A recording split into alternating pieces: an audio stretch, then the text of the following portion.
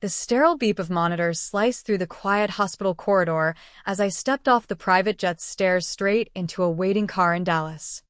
My mind raced back to the boardroom in New York where I had just killed a $100 million merger with 4 words. None of that mattered now. My daughter Amelia was fighting for her life and the life of my first grandchild, and I had to get there.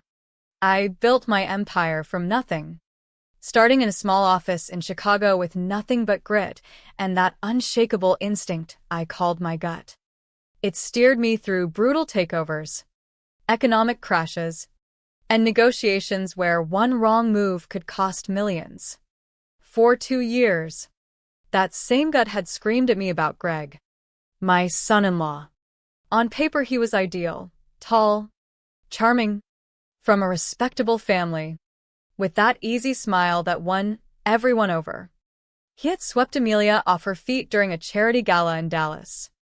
She was brilliant, compassionate, the kind of woman who volunteered at shelters even while running her own marketing firm. I gave my blessing reluctantly. Then more, I bought them a stunning home in an upscale Dallas suburb, furnished it, and set up a generous joint account funded entirely by me. It was meant as security for her, especially now that she was 7 months pregnant with my first grandchild. My business kept me mostly in New York, so this was my way of staying close from afar. But my gut never bought the act. I saw how his eyes lit up at luxury watches or new cars during family dinners. Conversations always circled back to his big deals rather than Amelia's health or the baby's ultrasound pictures. He loved the lifestyle my money bought more than he loved her. I felt it like a shadow in the room whenever he was around. The call came mid-afternoon on a Tuesday. My phone vibrated during the merger meeting. Amelia's name flashed. I excused myself instantly. Her voice was a frightened whisper amid hospital beeps. "Dad, I'm here. The baby is coming too early. Complications. They're rushing me into emergency C-section right now." The world narrowed to that moment. "Where's Greg?" I asked, voice tight.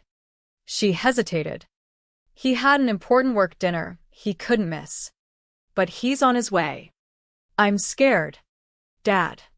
I reassured her fiercely, promising I'd be there. Then I walked back into the boardroom and said, "Deal's off." I left stunned faces behind, on the jet screaming toward Texas. I tried Greg's phone repeatedly, straight to voicemail each time. Suspicion coiled cold in my stomach. Landing, I rushed to the maternity ward. The waiting room was deserted. I approached the nurse's station. "Amelia Rhodes, emergency C-section." "Where's her husband, Greg?" The nurse's pitying look told me everything. "She's been in surgery for over an hour." "Sir." "No one's been here with her. She's been completely alone." That crystallized my worst fear into fact. My daughter, pale and terrified, had faced this crisis without her husband by her side. I sat on a hard plastic chair, the silence pressing in, contrasting the life and death drama behind those doors. Amelia was in there, my strong girl, fighting. And Greg, the man sworn to protect her, was missing. I pulled out my phone again, dialing him. It rang. Then his upbeat voicemail. No message. I tried once more. This time he picked up, voice loud, slurred, annoyed over booming laughter, clinking glasses, thumping music. "Hey, Julian, can't talk long. We're celebrating." "Celebrating what, Greg?" I asked quietly. "The big deal closed, making it rain with investors. Huge for the family." His casual tone ignited the rage I'd been holding back. "Your pregnant wife is in emergency surgery right now, Greg. Your child is being born, and you're at a party." A dismissive laugh. "Docs have it handled. I'll swing by soon." "This is important for us." I knew exactly which family he meant, the one funded by my checks. I said only, "I see," and hung up. The choice was clear. He had chosen himself. Now I'd make mine. The cold fury in my chest hardened into purpose. Suspicion had ended. Action began. I dialed my private banker, Michael Vance, available 24/7 for clients like me. He answered immediately, professional even late at night. Michael, it's Julian. Freeze the joint trust account for Amelia and Greg immediately. Transfer every asset, stocks, bonds, cash, into a new impenetrable trust with Amelia and her newborn as sole beneficiaries. Remove Greg's name completely from all family holdings. Notify him formally tomorrow morning that his access is terminated permanently. Michael paused briefly. Understood, sir. It's done. The keyboard clicks in the background sealed it. In under 2 minutes, I dismantled Greg's comfortable world built on my money. The account wasn't small. It covered their mortgage, cars, lifestyle, hundreds of thousands liquid, more in investments. Legally airtight since I had funded it as a gift with conditions for Amelia's security. Greg had no claim beyond what I allowed. I pocketed the phone as a surgeon emerged. Scrubs rumpled. Eyes kind but tired. Mr.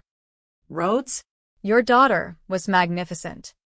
Complicated, but stable now in recovery. And you have a healthy, beautiful baby granddaughter. Relief crashed over me. Knees nearly buckling. A granddaughter. In the ugliest betrayal, perfect innocent life arrived. I glimpsed her through the nursery glass, tiny, fists curled, flawless. All doubt about my decision vanished. This child deserved security, not a father chasing parties and deals. I moved to Amelia's recovery room. She looked exhausted but held a new quiet strength, eyes shining when she saw me. We spoke softly as I held her hand, the bond between father and daughter unbreakable. Hours passed in that quiet space filled with beeps and soft voices. Then the elevator dinged. Greg strolled out, swagger intact. Expensive suit slightly rumpled. Faint champagne scent trailing him. Not frantic worry, but casual confidence of a man from a long lunch. He carried cheap gas station flowers like a prop. Julian, where's my little princess? He entered Amelia's room too loudly for the healing space. Amelia's expression turned cold, tired, a look I'd never seen, signaling her awakening. She's in the nursery. Greg, she said flatly. He suggested going. But a hospital administrator knocked, tablet in hand. Mr. and Mrs. Rhodes. Hospital policy requires a deposit for the emergency surgery costs, $25,000 initially. Greg puffed up, pulling his platinum card with flourish to impress. Put it on this. The swipe produced a quiet beep. Declined, the administrator said politely. Greg's smile faltered. Run it again. Same result. He fumbled for the joint debit card. Declined again. Insufficient funds. Panic crept into his voice. He yanked out his phone, hands shaking, opening the banking app. The screen showed bold zero balance.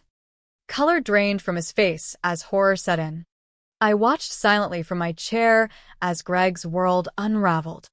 He stammered at the administrator, insisting on a machine error. She remained cool and professional. From where I stood, his phone screen confirmed the devastating truth. 0. His confident swagger dissolved into raw animal panic. Eyes darting between Amelia, me, and the phone.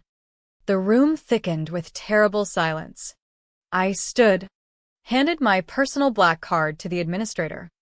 Put the full deposit on this. Send all future bills for my daughter and granddaughter directly to my office. She processed it quickly with visible relief and left us. Greg turned to me, face pale, voice pleading whisper. Julian, I don't understand. The account, it's empty. All the money's gone. I stepped closer, voice cold as marble. There's no mistake, Greg. The account is closed. That money was never yours. It was mine, a safety net for Amelia's security and happiness. In the last few hours, you've proven you're the greatest threat to both. I let the words sink in, voice dropping dangerous. You didn't just miss a call. You abandoned my daughter during life-threatening surgery. You chose champagne and investors over your child's birth. The party is over. The trust, the safety net gone. From now on, you'll support them with your own sweat. Get a real job. Learn to be a man, husband, father, or you'll lose them both. The choice is yours. Greg stood broken, defeated. I turned back to Amelia's side, the weight of my decision settling like justice. The immediate crisis passed, but tension lingered. Amelia, though weak, squeezed my hand with newfound resolve. She had seen Greg's true priorities clearly for the first time. The granddaughter's cries echoed faintly down the hall, reminding us of what truly mattered. Months unfolded as quiet reconstruction. Greg didn't collapse as I half expected. Faced with terrifying reality of his dependency, something shifted. He sold the flashy car, moved them from the large home I had bought into a modest apartment they could afford. He took a junior salesman position at a local firm, real work, commission-based, requiring actual effort instead of schmoozing. It was humbling. Long hours, rejections that bruised his ego.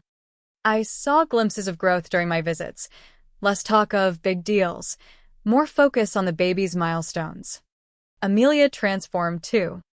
The uncertain young woman easily charmed by Greg evolved into a confident mother who knew her worth. She returned to work part-time, set boundaries, and demanded accountability. Their marriage faced hard conversations, therapy sessions implied in small ways, late-night talks where she confronted his past absences. I didn't interfere financially.